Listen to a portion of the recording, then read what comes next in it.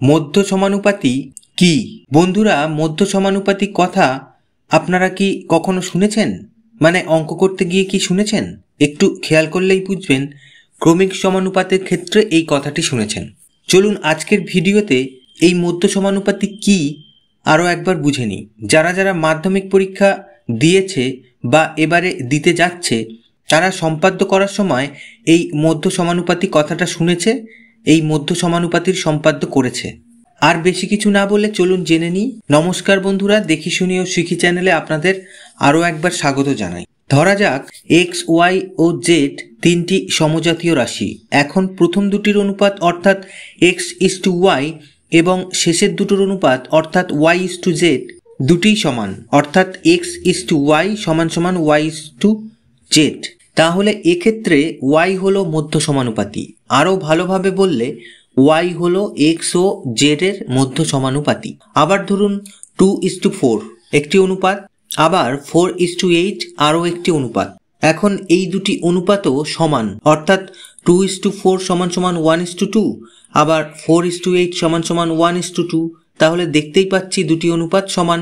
তাহলে এদেরকে এইভাবে লেখা যায়, অর্থাৎ 2:4 সমান 4:8।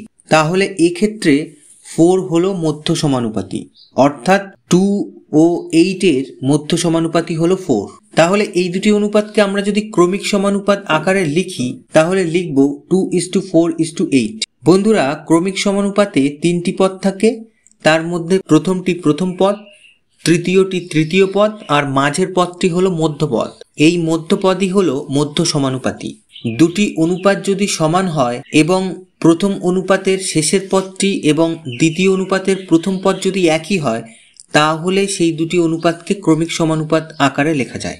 এখানে দেখুন প্রথম অনুপাত হচ্ছে 2:4, তাহলে এর শেষের পদ হচ্ছে 4, আর দ্বিতীয় অনুপাত হচ্ছে 4:8, তার প্রথম পদ হচ্ছে 4। প্রথম অনুপাতের শেষের পদ আর দ্বিতীয় অনুপাতের প্রথম পদ 4, একই সংখ্যা, তাহলে এই দুটো অনুপাতকে ক্রমিক সমানুপাত আকারে লেখা যাবে।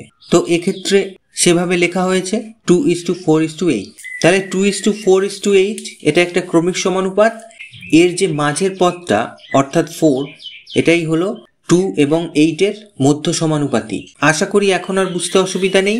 ক্লাস 10-এ যারা সম্পাদ্য করেছে সেখানে মধ্য সমানুপাতি আঁকতে হয়, সেই মধ্য সমানুপাতিই হলো এই বিষয়টি। ভিডিওটা ভালো লাগলে প্লিজ কমেন্ট করে জানান, আর চ্যানেলে নতুন হলে প্লিজ সাবস্ক্রাইব করে বেল আইকনটা প্লিজ প্রেস করে রাখুন।